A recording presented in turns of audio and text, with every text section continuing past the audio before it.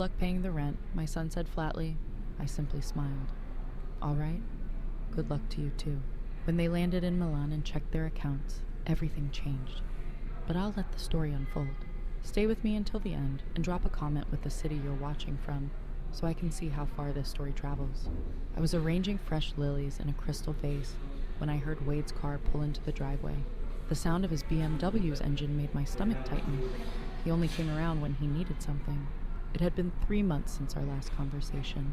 Through the window, I watched him step out, adjusting his tailored suit. Brittany followed, heels clicking, smoothing her blonde hair. Even from a distance, I could see the resolve in her eyes. Whatever brought them here, she was clearly the driving force. The doorbell rang twice, sharp, impatient. I set the vase down and walked to the door, my heart bracing for bad news. Wade barely looked at me as he stepped inside. Mom, he said curtly, we need to talk. Brittany swept past with her usual cloud of perfume, a leather briefcase clutched like a weapon. Hello, Agatha, she said with that practiced sweetness that always made my skin crawl. I led them into the living room, the same place where Wade had taken his first steps 35 years earlier. Now he stood like a stranger, arms crossed, eyes everywhere but on me. Coffee? I offered, trying for normalcy. This isn't a social visit, Wade replied, his voice colder than I'd ever heard. Sit down, Mom. There's something you need to know. My legs felt weak as I sank into the armchair Harold and I had chosen decades ago. Brittany sat across from me, opening her briefcase with deliberate care. Wade remained standing, towering above us. The company has been sold, he said, as if announcing the weather. The words hit like a physical blow. What do you mean sold? I managed. Brittany placed a thick stack of papers on the coffee table. The sale went through yesterday morning, she explained, businesslike. Wade has been handling the paperwork for months. I stared at the documents, vision burning. The company Harold and I built from nothing, the one that supported our family for decades, was gone. But I'm still the majority shareholder, I whispered. Wade gave a short, bitter laugh. Mom, you haven't been involved in daily operations for 3 years, not since Dad passed. You don't even follow the financials anymore. That's not true, I said, though my voice betrayed me. Look at you, Brittany added, nails gleaming as she gestured. You can barely manage this house. Bills pile up. You forget appointments. Just last month you called Wade 3 times about the same question. Heat rose to my cheeks. Yes, I'd been calling more often, but from loneliness, not confusion. Wade pulled a chair close, elbows on his knees. Mom, you're 64. You've struggled since Dad's gone. The company needs young leadership, new ideas. I can't watch you run it into the ground. The company is profitable, I countered, my voice steadier. The quarterly reports. Those numbers are from plans Dad set years ago, Wade cut in. Business is changing. Technology, automation, digital marketing. You don't understand that. Brittany's tone softened. We're not trying to hurt you, Agatha. We're trying to protect you. The buyer paid well above market value. You'll be comfortable for the rest of your life. I searched their faces for a trace of the boy who once climbed into my lap during thunderstorms. All I saw was a man impatient to move on. How much? I asked quietly. Wade and Brittany exchanged a look. $2.8 million, he said. After taxes and fees, about 1.9 will be in your account by Friday. It was a generous price, but money wasn't the point. You sold our company without asking me. I'm asking now, Wade said, his tone final. Sign these papers to acknowledge the sale is in your best interest. Brittany leaned forward, voice syrupy. Think about it, Agatha. No more board meetings, no more late-night worries. You can focus on what matters. Your garden, your book club, maybe even some travel. Wade turned to the window, restless, while I sat frozen in the chair Harold and I once shared, the same chair where I now faced the end of everything we built. When Wade turned back, his expression had hardened. The truth is, Mom, you've become a burden. Ever since Dad passed, you call me with questions any capable business owner should know. You second-guess every decision I make, yet you don't understand today's market. The word burden hung in the air like smoke from a slow fire. Something inside me shifted, not shattered, but cracked, like ice beginning to thaw. I sold Dad's company because it was the right move, Wade continued, voice rising. For the business, for the employees, and for you. Good luck covering the rent on a new place. This house costs more to maintain than you can afford on a fixed income. Brittany shot him a warning glance, but he ignored it. You're my son, I whispered, mostly to myself. And you're my mother, he replied evenly. That's why I'm doing this. Someone has to make the hard choices, and clearly it isn't you. I sat motionless, time stretching and folding in on itself. Minutes felt like hours. My mind was calm, like the still eye of a hurricane. When I finally looked up, they were both waiting. "Okay," I said quietly. "Good luck." Wade blinked. "What?" I said, "Okay, good luck." I rose, smoothing my skirt. "I assume you'll need my signature."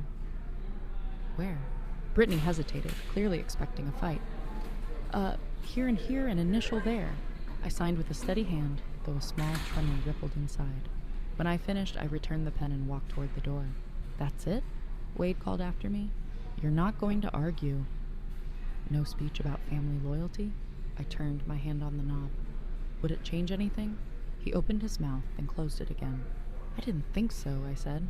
"Have a wonderful time in Milan." "I hope the weather's kind for your honeymoon." Brittany's eyes widened. "How did you know about Milan?" For the first time that day, I smiled. "I know more than you think." After they left, I settled back into my armchair. The living room looked exactly as it had an hour earlier, yet everything felt different. The silence no longer seemed lonely, more like the hush before dawn. I reached for the phone and dialed a number I knew by heart. "Marcus, it's Agatha." "I think it's time we had that conversation." Marcus arrived within the hour, carrying the same worn leather satchel he'd used since we first met 25 years ago. My longtime attorney and trusted friend looked just as I expected, concerned but not surprised. "So Wade went through with it," he said, settling into Harold's old chair without ceremony. Every word exactly as we predicted. I poured coffee from the pot I'd made earlier, my hands steadier than they'd been in months. He called me a burden, Marcus. Those were his exact words. Marcus's gray brows knit together. "I'm sorry, Agatha. I know we prepared for this, but it still hurts." I cradled my cup. The hurt stopped surprising me years ago. What surprises me now is how predictable he's become. "Shall we review the timeline?" Marcus asked, sliding a thick folder from his satchel. I nodded, though I could recite every detail. We'd been planning for this since Harold's funeral 3 years earlier, when Wade first suggested I simplify my business responsibilities. "It started in 1983, I began, my voice taking on the rhythm of a well-worn story. Harold and I were 25, fresh out of college, and completely broke. I had the business degree and a head full of ideas. He had the charisma to charm investors." Marcus smiled. "The classic combination, though everyone assumed Harold was the brains. The bank loans were approved because of his charm. Early partnerships formed because, in the 80s, men preferred dealing with men. So we played the game. I walked to the mahogany desk in the corner and drew out a framed photograph. Harold and me at the ribbon cutting for our first office building. He held the scissors, grinning. I stood just behind, my hand on his shoulder, smiling while quietly scanning the crowd. "I was always watching," I murmured. While Harold worked the room, I calculated who held real influence, who was just talking big, which deals might actually happen. "And the company structure?" Marcus prompted. "Officially, Harold owned 60%, I owned 40%. But the true control lived in the subsidiary companies, the holding trusts, the intellectual property rights, all things I established and managed while Harold focused on the spotlight." I opened another drawer, revealing a stack of documents Wade had never even suspected existed. When Wade joined the company 8 years ago, Harold was already showing the early signs of his heart condition. We both knew it was time to plan for succession. Marcus slid on his reading glasses. "That's when we created the Meridian Trust." "Exactly." A familiar satisfaction stirred as I remembered how carefully we'd built it. 70% of the company's true value, the patents, the international contracts, the commercial real estate, had been moved into a trust with me as the sole beneficiary. The remaining 30%, which included daily operations and the company name, stayed in the traditional corporate structure. "And Wade never suspected?" Marcus asked. I gave a short laugh without any humor. "Wade only knew what he wanted to know. He was so eager to prove he could outdo his old-fashioned parents that he never asked the right questions.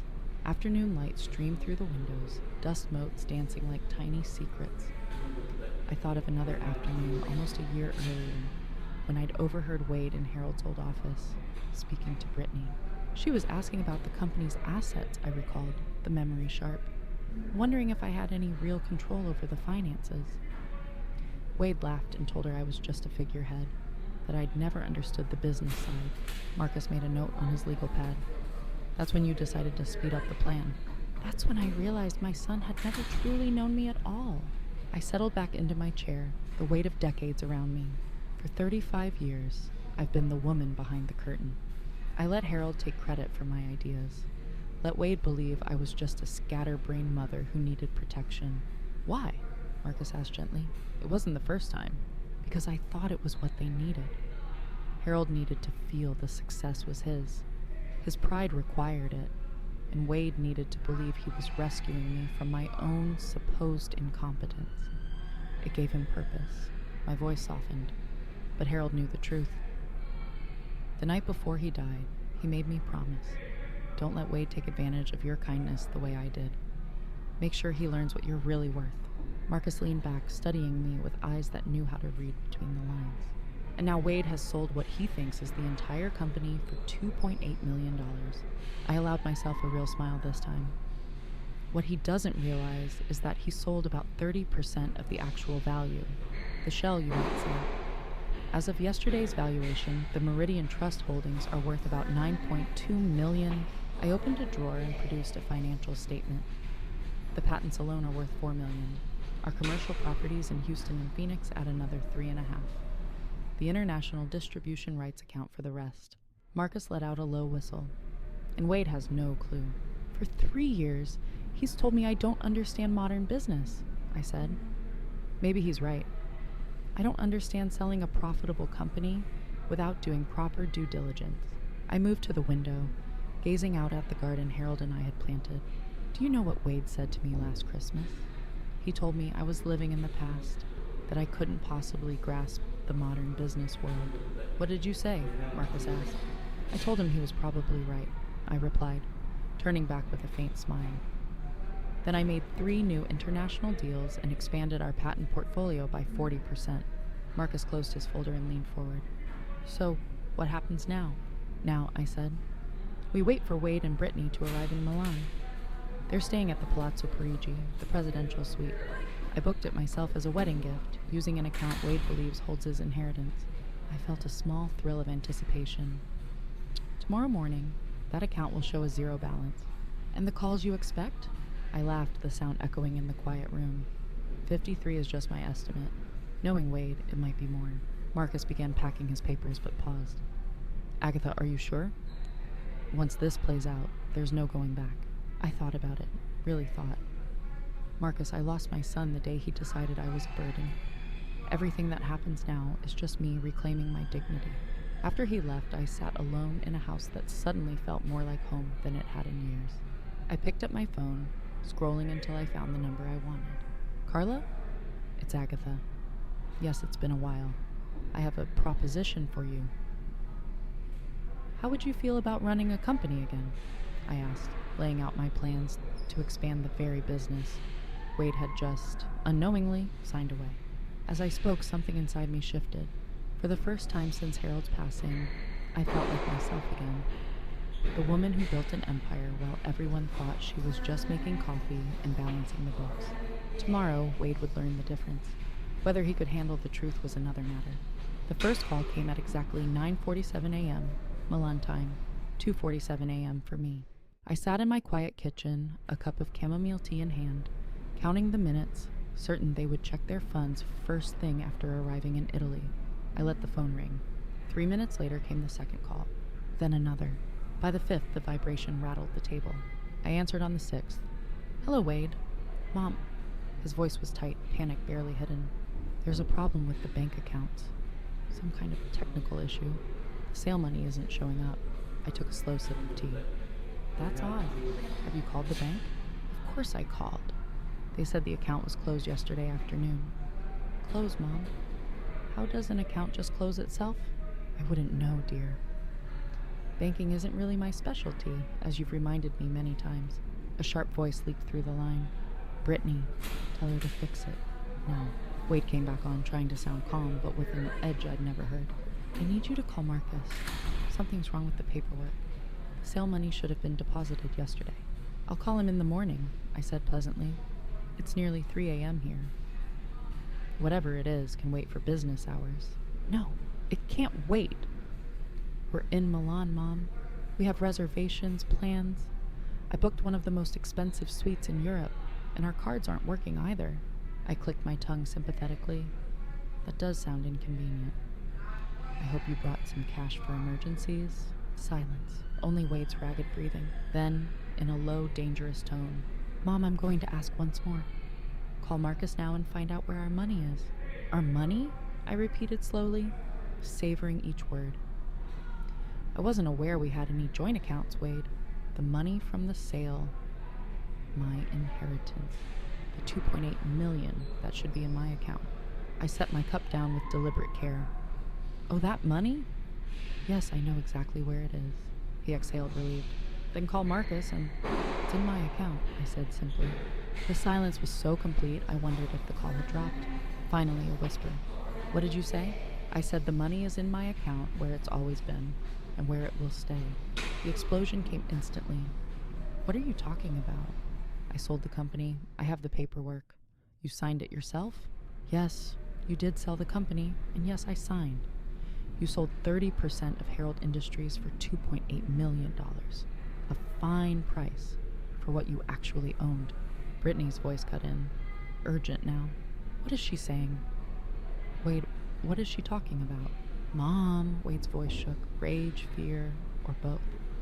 Stop playing games. You can't do this. The company was Dad's. It's mine now. The name was your father's, I said evenly. The daily operations, the payroll, the office lease in downtown Austin, those were yours to sell. And you did. Congratulations. Then where... His voice broke off. Understanding was dawning. Where are the assets? I finished for him. The patents, the international contracts, the commercial real estate, the manufacturing rights. Those were never part of what you inherited, dear. Those were always mine. I heard the phone clatter, then Brittany's sharp tone as she grabbed it. Mrs. Holloway, this is Brittany. I think there's been a misunderstanding. Hello, Brittany.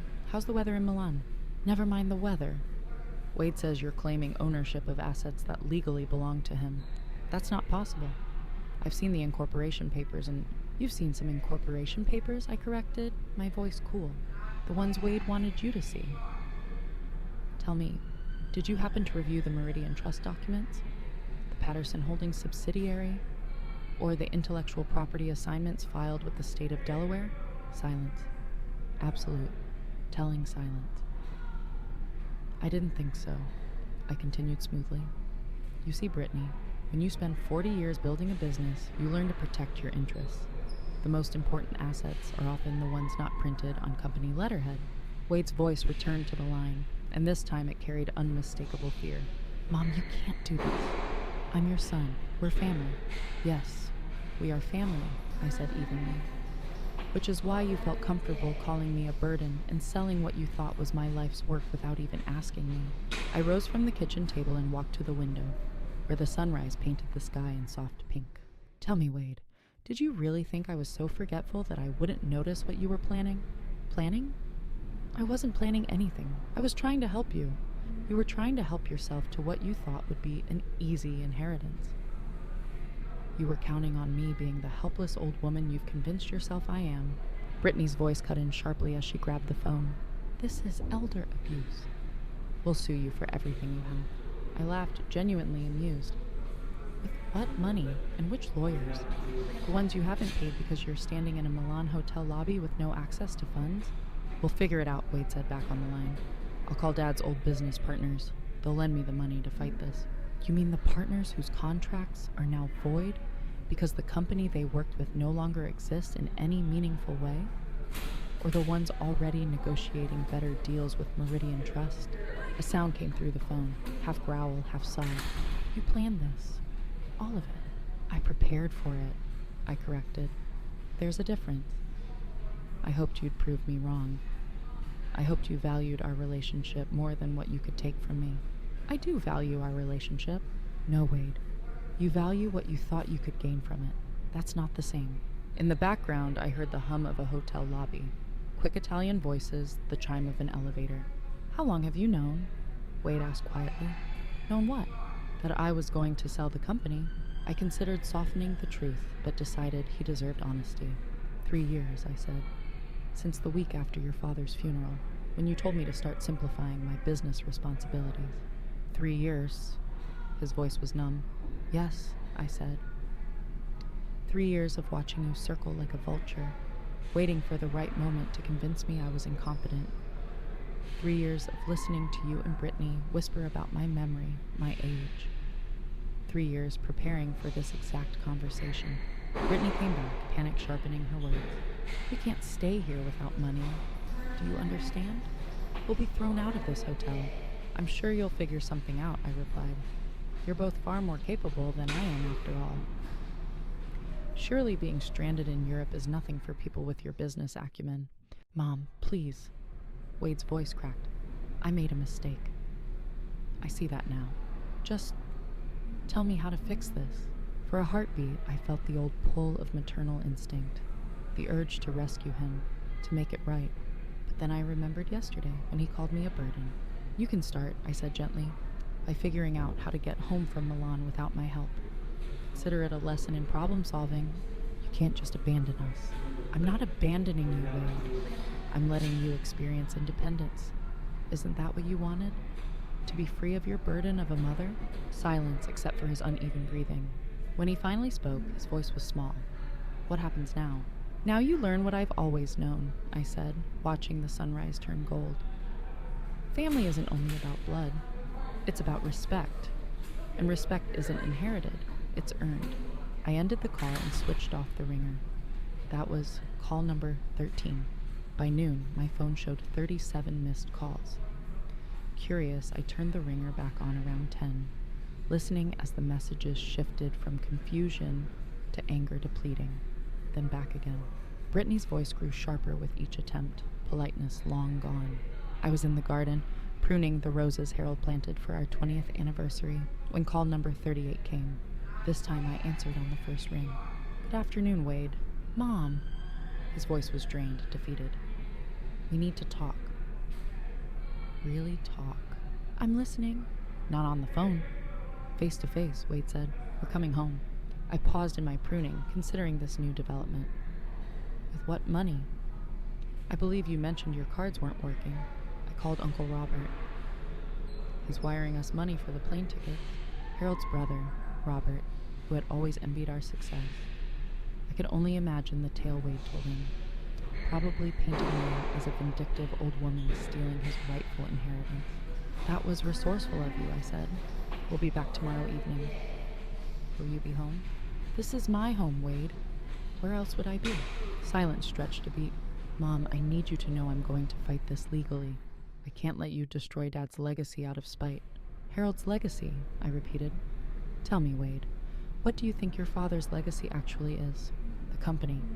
The business he built from nothing. We built from nothing, I corrected gently. Your father and I together. But I understand why you'd forget that detail. Fine. We built it. That doesn't change the fact you're destroying it now. I set down my shears and sat on the garden bench Harold built for me after my first cancer scare 10 years ago. I'm not destroying anything, Wade. I'm protecting it. Protecting it? From who? From you. The blunt honesty seemed to catch him off guard. Several seconds passed. From me? Mom, I'm trying to honor Dad's memory, to build on what he created. What you're trying to do is cash out as quickly as possible so you and Brittany can live a lifestyle you haven't earned. My voice stayed calm, matter-of-fact. The buyer you found, Stewart Industries, specializes in acquiring companies only to strip their assets and fire employees. Did you know that? Silence. I thought not. Did you know they plan to close our Austin office and move everything to Mexico within 6 months? That 43 families would lose their jobs before Christmas? That's not... You didn't ask, Wade. You saw a big number and never asked what would happen to the people your father and I spent 40 years building relationships with. I could hear Brittany faintly in the background, urgent but indistinct. The employees would have found other jobs, Wade said, but his voice lacked conviction. Margaret Henley has managed our office for 18 years. She's 56 with only a high school education. When do you think she'd find comparable work? Tom Rodriguez has been with us since he was 22. His daughter just started college. How would he cover tuition after a layoff? Business isn't charity, Mom. Sometimes people get hurt. You're right. Business isn't charity, but it isn't pillaging either. There's a difference between making hard decisions and making selfish ones. In the background, I caught the sound of raised voices in Italian. Hotel staff, perhaps. I could picture them standing in that opulent lobby, growing more disheveled as they tried to bargain with staff who didn't care about their American entitlement. We'll be home tomorrow, Wade said finally. We'll settle this properly. I look forward to it.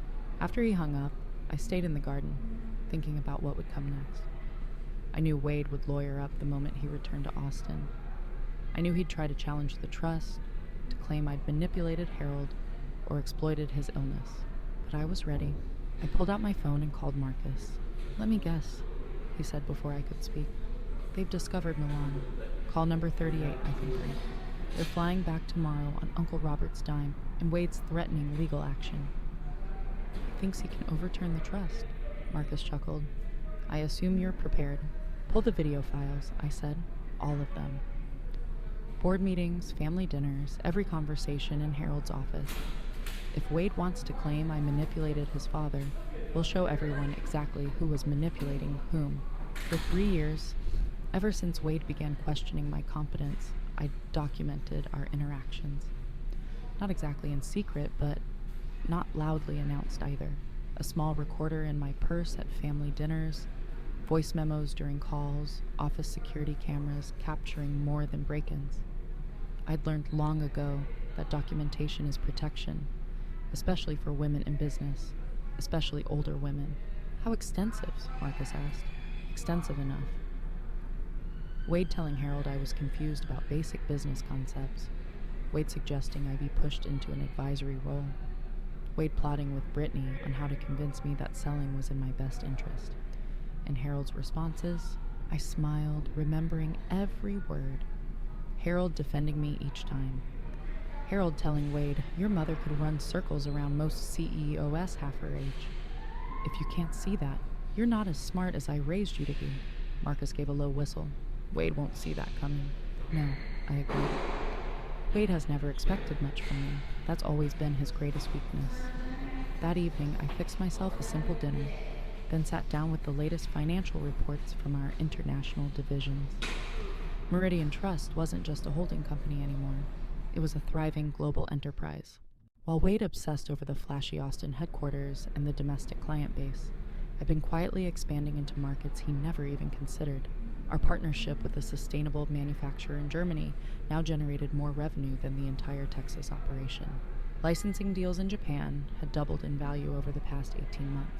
The software patents we'd developed for inventory management were already in use on 3 continents. Wade thought he'd sold our company for $2.8 million. In reality, he'd unloaded the least valuable slice of an empire worth more than $15 million.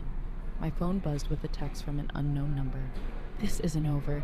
You've made the biggest mistake of your life. B. So Brittany had found a way to send international messages. Maybe a borrowed phone. Maybe Uncle Robert had sprung for Roman. I replied, the biggest mistake of my life was letting you into my family. I'm correcting that now. The answer came instantly. Wade will never forgive you for this. I stared at the screen, feeling something deep in my chest settle into place.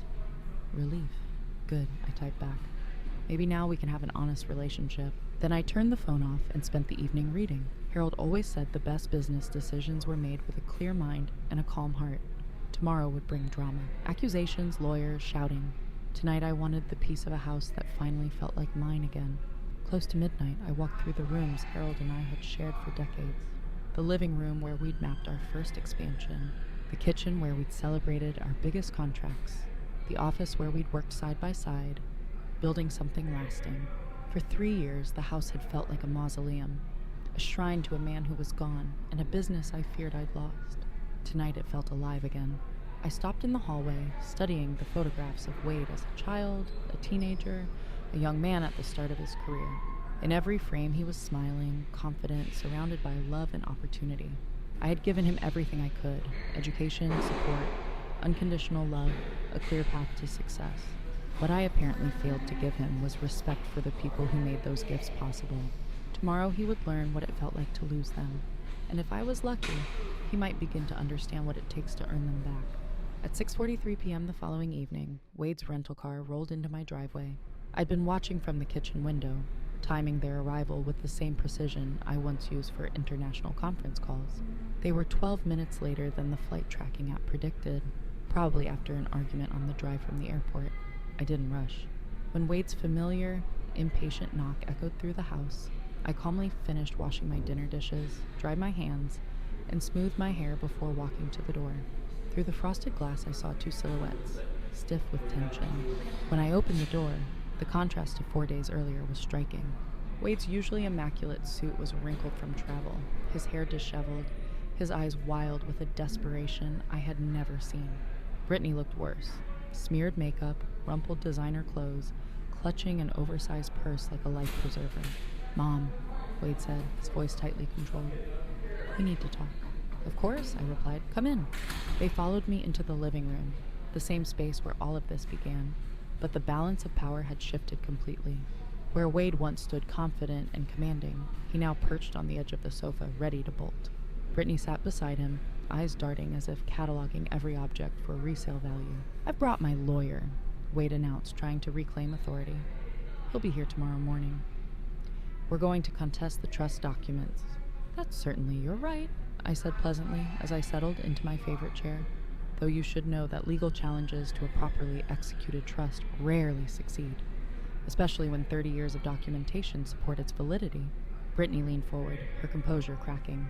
"You can't do this to us, Agatha." We had a life planned, commitments. I quit my job at the hospital because Wade said we'd be set for life. "You quit your job?" I raised an eyebrow. "How presumptuous." "We bought a house," Wade added quietly, "based on the sale price. The down payment is due next week." "That does sound like a problem," I agreed. Poor financial planning often leads to such difficulties. Wade's careful control finally slipped. "Stop playing games. You know what you've done. You've stolen what rightfully belongs to me. Have I?" I reached to the side table and pulled out a thick manila folder. "Let's review what rightfully belonged to you, shall we?" I opened a thick manila folder and spread several documents across the coffee table. Wade and Brittany leaned forward, eyes narrowing at the dense legal text. "This is your father's will," I said, tapping the first page. "As you can see, he left you the family business as it was legally constituted at the time of his death. Corporate name, office lease, employee contracts, domestic client relationships." Wade snatched the document, scanning it frantically. "It says I inherit his share of Herald Industries, 60% of the company." "Correct," I replied. 60% of Herald Industries as it existed 3 years ago. I slid another document across the table. "Here's the amendment your father signed 18 months before his death, acknowledging that the most valuable assets had already been transferred to separate entities in which he held no ownership." "That's impossible," Brittany said, grabbing the paper. "Harold wouldn't have signed away his own assets." "Harold didn't sign away anything," I corrected gently. "He simply acknowledged the truth, that those assets were mine from the start. I developed the patents, negotiated the international contracts, and purchased the commercial properties. They were never his to leave to anyone."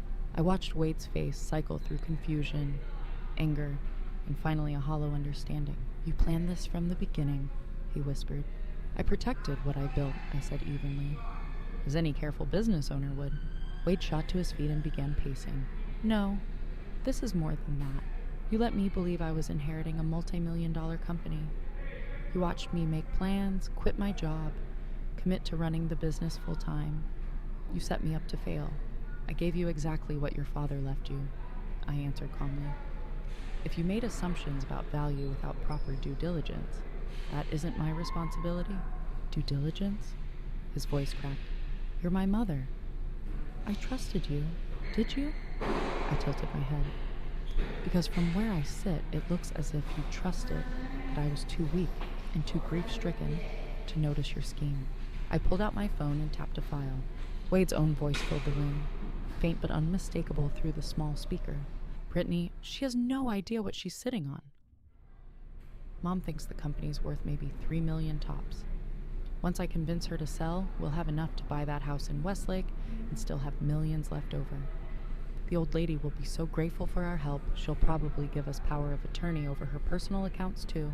The recording ran another 30 seconds, punctuated by Wade's laughter about how easy it would be to manipulate his scattered mother. Brittany went pale. "Where did you get that?" "You made that call from my kitchen last December," I said. "You thought I was in the bathroom." I was standing around the corner with my phone. Wade collapsed onto the sofa, head in hands. "You've been recording us?" "I've been protecting myself," I corrected. A habit I learned after 40 years of being underestimated by men who thought they were smarter than me. I reached for another phone and played a second file. This one a conversation between Wade and his father 6 months before Harold died. Wade: "Dad, I'm worried about Mom. She seems confused about basic business concepts. Maybe it's time to transition her into an advisory role before she makes a mistake that costs us everything." Harold: "Son, your mother has forgotten more about business than you've learned yet. If you think she's confused, you're not paying attention. She's running circles around competitors half her age while you're complaining about the coffee in the break room." Wade: "I just think fresh perspectives might help. Some of her ideas seem outdated." Harold Seppelmrash, laughing: "Your mother closed a $2 million international deal last week while you were grumbling about office politics. Worry less about her perspectives and more about developing your own." When the recording ended, Wade looked physically ill. Brittany stared at him, horror dawning. "You told me she was losing her mind," she said slowly. "You said the doctors were concerned about early dementia." "I never said that," Wade muttered weakly. "You absolutely said that!" Brittany's voice sharpened. "You said we had to act quickly before she ruined the family finances." I cleared my throat. There were never any concerns about my cognition. My most recent assessment, 4 months ago, showed no signs of decline. I can share the medical records if you'd like. Brittany turned to Wade with open disgust. "You lied to me about everything." "I didn't lie," he said desperately. "I was trying to protect our future. Mom's getting older, and I thought, you thought you could steal from your own mother and convince your wife it was for her own good?" I finished his sentence for him, my voice calm but sharp. "The question now is what you plan to do next." Wade glanced around the room like a trapped animal. I'll contest the trust. I'll hire the best lawyers in Texas. I'll prove you manipulated Dad when he was sick." "With what money?" I asked reasonably. "Your cards don't work. Remember, Uncle Robert paid for your plane tickets, and I doubt he's willing to fund a long legal battle against airtight trusts that have been maintained for 3 decades. I'll figure something out." "You could," I agreed. "Or you could accept reality and decide what kind of relationship you want with me going forward." Brittany shot to her feet. "I'm not staying for this, Wade. Fix this or I'm done. I didn't marry someone who would lie to me about millions of dollars and then lose it all through sheer stupidity." Her heels clicked angrily against the hardwood as she stormed toward the door. Wade started after her, then stopped and turned back. "What do you want from me?" he asked, his voice cracked and raw.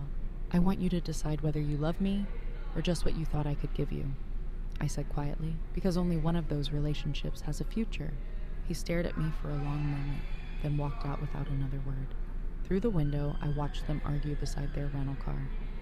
Brittany slammed the passenger door and they drove off. 20 minutes later, my phone rang. Wade's number. "Mom, I need a place to stay tonight." Brittany threw me out of the hotel. "The spare room is available," I said evenly. "The rent is $50 a night, and you'll need to help with housework." "50, Mom? I don't have $50. "Then you'd better start figuring out how to earn some." A long pause. "Are you really going to make me homeless?" "I'm going to let you experience independence when there's no safety net," I replied. "Consider it an education in personal responsibility. I'm your son." "Yes," I said. "And it's time you learned what that actually means." 6 months later, I stood in the kitchen making coffee for 2, a routine that had become as natural as breathing. Morning sun streamed through freshly polished windows Wade had cleaned the day before. The house had never looked better or felt more peaceful. "Good morning, Mom." Wade stepped into the doorway in jeans and a simple button-down, hair damp from the shower. The designer suits were long gone, sold months ago to cover basics. "Good morning. How'd you sleep?"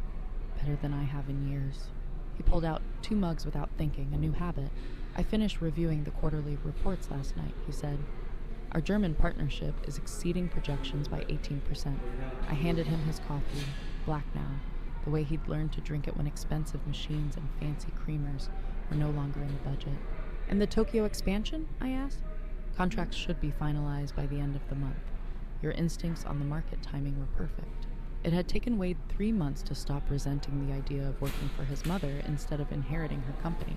It took another 2 months to realize he was finally learning more about business than he ever had when he thought success was owed to him. The transformation wasn't easy. After Brittany left him at the hotel that night, Wade spent weeks sleeping on friends' couches, trying and failing to borrow money for a legal fight. One by one, his friends stopped answering when they realized he had no way to repay them. Uncle Robert refused to bankroll a lawsuit after Harold's lawyer confirmed the trust was unbreakable. 3 weeks later, Wade had shown up at my door, exhausted and humbled, suitcase in hand. "I'll pay the $50 a night," he'd said, "and I'll do the housework. I just need somewhere to stay while I figure out what's next." "What's next is up to you," I told him. "But if you stay here, you follow my rules." The rules were simple but firm. No drinking, no drugs, no overnight guests without permission. Rent paid weekly in advance. Household chores completed without complaint. And if he wanted a role in the business again, he would start at the bottom and rise by merit, not bloodline. Now, as I sipped my coffee, I said, "I have a meeting with the Henderson Group this afternoon. Would you like to sit in?" His eyes lit up. "Really? They're one of our biggest potential clients. They're also famously difficult. I thought you might learn something about handling demanding customers." 6 months ago, Wade would have bristled at the idea that he needed to learn anything. Now he nodded eagerly. "I'd appreciate that. Should I prepare anything? Review their file, study their past partnerships, think about their hesitations and how we might address them." Already done. He produced a notebook filled with his own meticulous handwriting. I stayed up until midnight researching their corporate culture and market challenges. A familiar warmth rose in my chest, the same feeling I'd had when he was 8 years old, painstakingly building a perfect Lego castle. Somewhere along the way, I'd lost that focused, determined child. I was grateful to see him returning. "Wade," I said carefully, "I want you to know I'm proud of how hard you've been working." He looked up surprised. "You are?" "I am. When you first came back, I wasn't sure if you were here to change or just because you had nowhere else to go. Honestly, at first it was because I had nowhere else to go." He flushed slightly. "I spent those weeks on couches planning how I'd prove you wrong, how I'd get back what I thought was mine." It took me a while to realize that what I thought was mine was never really mine to begin with. Wade set his coffee cup down and met my eyes. Now I see that I wasted the first 35 years of my life chasing an image of Dad that wasn't even real. I used to think being a man meant taking whatever I wanted and never asking for help. Wade said quietly. "I thought strength meant never admitting when I was wrong." "And now?" I asked. "Now I think Dad was successful because he was smart enough to marry someone smarter than he was, and humble enough to listen to her. I spent 35 years too arrogant to see that." Before I could respond, my phone rang. The caller ID showed a number I hadn't seen in months. "Brittany." Wade stiffened. "Are you going to answer?" "I'm curious," I said, and accepted the call. "Hello, Brittany." "Agatha. Hi." Her voice was different, softer, almost fragile. "I hope I'm not calling at a bad time." "It's fine. What can I do for you?" "I was hoping to speak with Wade, but I need to say something to you first." I put the call on speaker. "I owe you an apology," she continued. "A big one. I was wrong about you, and I was wrong to encourage Wade to do what he did." "What changed your mind?" I asked. "Life," she said with a bitter laugh. After I left Wade, I moved back with my parents. I've been job hunting for 6 months. It's humbling. I forgot what it meant to actually work for things instead of expecting them to be handed to me. I also had time to think about our marriage, about the person I was with Wade. I didn't like her. I was entitled, greedy, and comfortable, taking advantage of someone who had only ever loved and supported their child. I'm ashamed of that. And I'm sorry. Wade stared at the phone, unreadable. "I also called to tell Wade something important," Brittany said. "The divorce papers will be filed this week. I'm not asking for anything except my belongings. I don't deserve more." "Brittany," Wade began. "Yes, I do, Wade," she cut him off. "You made mistakes, but I made them worse. I pushed you to see your mother as an obstacle instead of an ally. I can't undo it, but I can own it. When the call ended, silence filled the kitchen. "How do you feel?" I asked. "Relieved," Wade answered without hesitation. "Sad, but relieved. I don't like the man I was when I was married to her." He looked around our modest kitchen, at the plain breakfast we'd shared, and the honest work waiting for both of us. "Now I feel like I'm becoming someone Dad would have been proud of." "Your father was always proud of you," I said gently. "He just wanted you to be proud of yourself."